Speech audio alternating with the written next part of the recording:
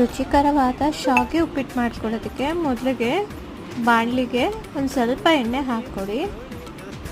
ಅದಾದಮೇಲೆ ನಾನಿಲ್ಲಿ ಸಾಸಿವೆ ಮತ್ತು ಕಡಲೆಬೇಳೆ ಮತ್ತು ಉದ್ದಿನಬೇಳೆ ಹಾಕ್ಕೊಂಡಿದ್ದೀನಿ.